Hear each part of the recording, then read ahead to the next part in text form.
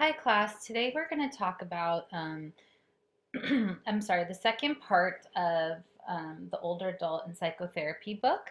Um, I just wanted to let you know I'm really excited to look at your presentations for week 11.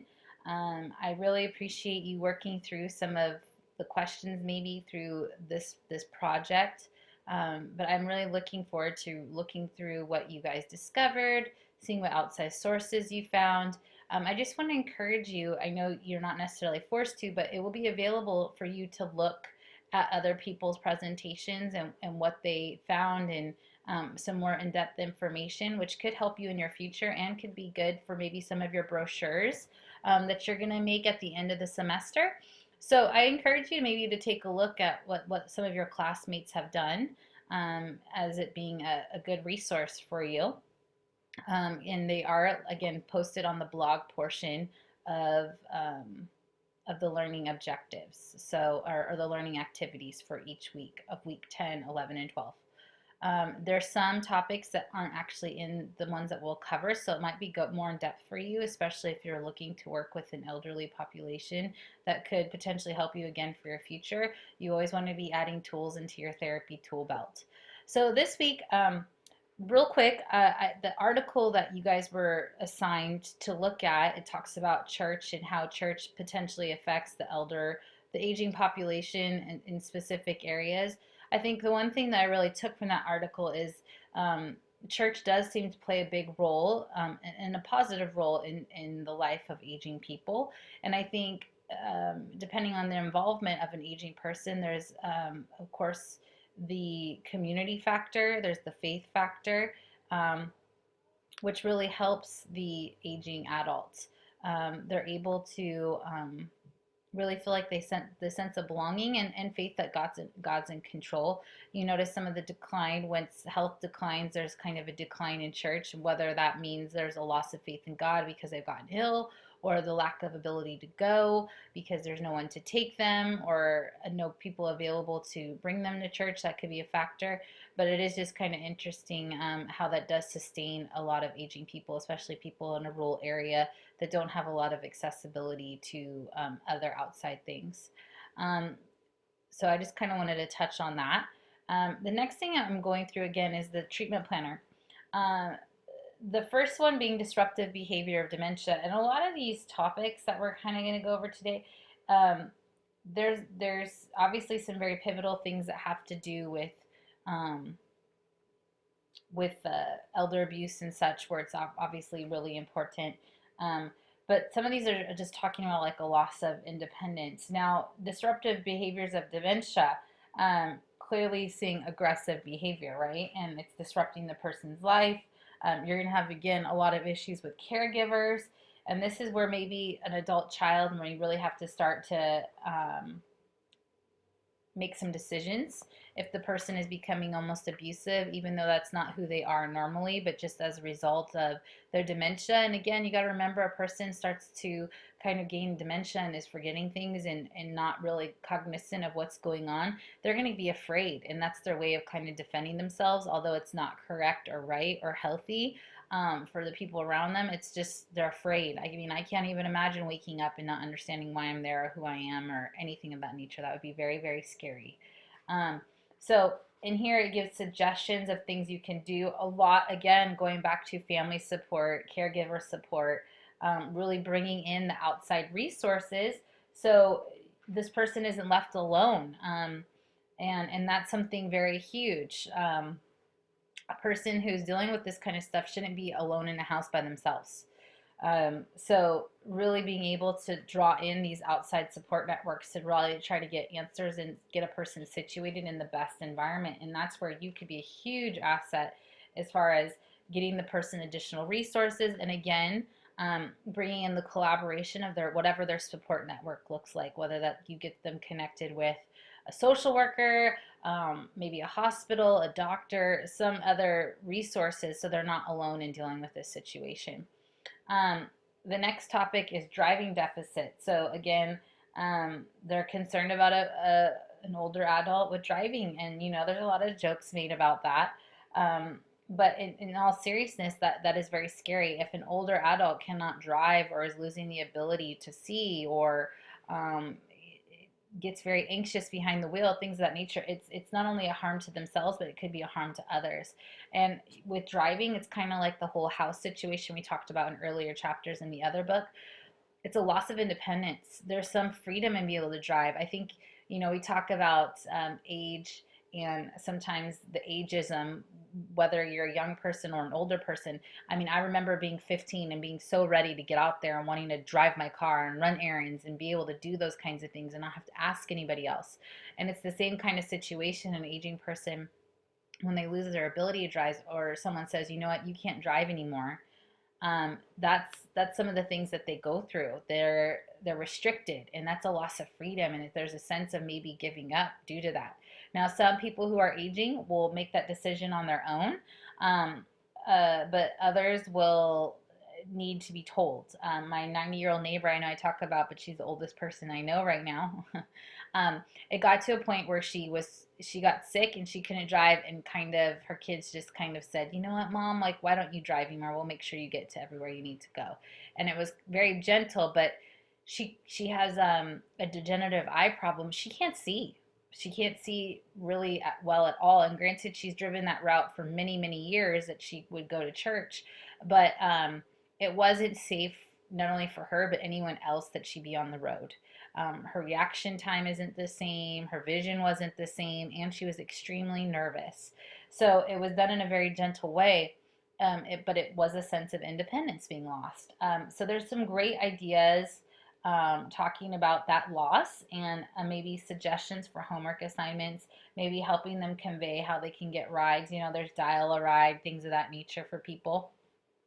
So anyhow, that could be again a huge, being able to help them see how they can get around and have that independence despite them not being behind the wheel, would be good, especially them realizing that before something bad happens. And there might be some reasons the person won't be able to drive. So again, it could be due to depression, maybe the person has dementia, or maybe it's just they're aging. And again, as you get older, your reflexes are different, your vision changes, and it just may not be safe. And that could be a grief and loss process. um, the next topic is elder abuse. Major issue, clearly major issue, due to the fact that we're mandated reporters. So your limits of confidentiality, you would have to report if you suspect elder abuse. There's some great signs in here. I mean, not great for the client, but great things for you to look for. Burns, even the discussion that the person talks about how they're being verbally abused, or how they're not being taken care of by someone that they depend on. Maybe someone's taking over their finances. You get an older person who's very naive and trusting maybe to the wrong person. Someone could really go through all their money and abuse them in that way. And that's considered an abusive thing, is if someone is financially taking advantage of them and they don't even know. Um, so as a clinician, you have to report elder abuse. So you might suggest that the client go sees a doctor. You try to figure out who is the perpetrator. Are they living with that person? Talk about their fears, their worry of people getting back at them. Um, Try to get them to be cooperative with the process. And it's the same with CPS. You want to try to have a person be as cooperative as possible, but they may not. They may be very angry at you for reporting, but again, it's your responsibility as a client, as a therapist, and that's your license on the line if you don't report and something bad happens. And sometimes people don't, they're so used to abuse in their life, they don't want the help, or they don't think they need it, they got it handled. But at the same time, like, as an older person, you're potentially a victim to somebody else, and you don't understand the magnitude of what's happening to you. And as a clinician, you are entitled, and you have to report that regardless of how upset they will be or the fear that they may have over it. Again, obviously maintaining confidence, as far as, you obviously aren't going to go around and tell everybody that you know about the situation, but you have to report it to the proper agencies. So um, that's something that's extremely important, and I can't stress it enough that you have to take that seriously when you're in session. An older person could suffer from PTSD. The person could have dementia, and let's just say is being taken advantage of, like whether it's financially or a caregiver, and this could very well happen. A caregiver gets so frustrated with what they're dealing with, they get abusive, and that's where we talked about earlier. Caregivers need the support and outlet just as much as sometimes the patients do. And it's important that if something becomes that way, that the elderly person gets the help that they need and gets out of that environment, and the caregiver gets the help that they need. Those situations, I'm not saying any person deserves to be beaten or verbally abused, but some of these situations can be very taxing on a person.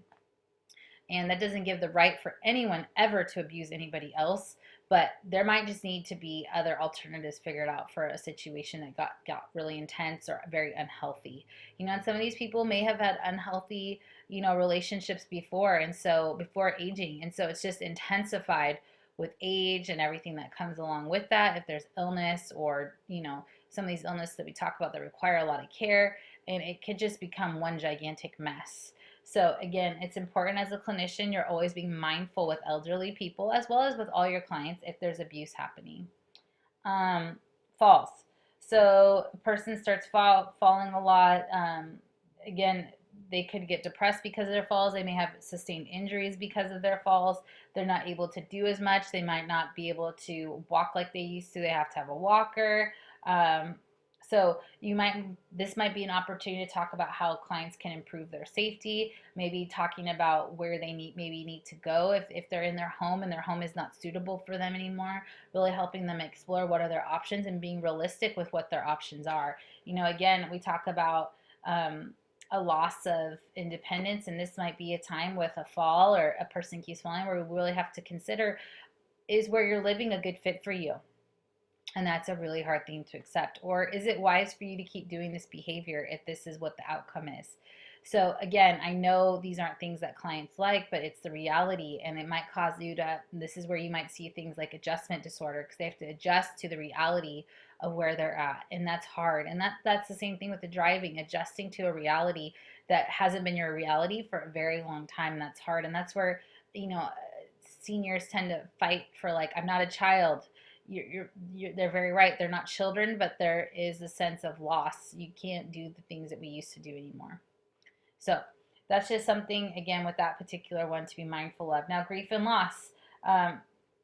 People oftentimes don't deal with things, and there's a lot of um, unresolved feelings from the past, whether it be frequent loss or past losses, or even, figuratively speaking, loss, whatever that may look like. So trying to really explore dealing with those things and trying to resolve some of these issues and feelings. There's some great long-term goals here. Reduce social isolation, accept the loss, and reduce or eliminate depressive symptoms, resolve feelings of anger, sadness, guilt, abandonment. This is where you can bust out the cool little chart on grief and loss and show them like the cycle of it. Try to get the person to maybe comply to some different activities. So maybe some journaling, some empty chair type things, the events leading to the loss, how they can move forward with the loss, how they can articulate their loved one. And again, there might be some unresolved feelings with how they felt towards that person who did pass away. And so again, this can be very cathartic and healing, especially as a person's getting towards the end of their life and they're realizing they want to be at peace with things. And so this is a huge factor. And again, as you get older and people around you get older, there's more loss. So being able to address this and really help someone move forward can be very healing, and help them to do it as other situations arise. And this is where, again, potentially bringing other caretakers might be helpful, just to help bring in supportive factors. You want to watch for suicide in these types of situations, just because depression could be high.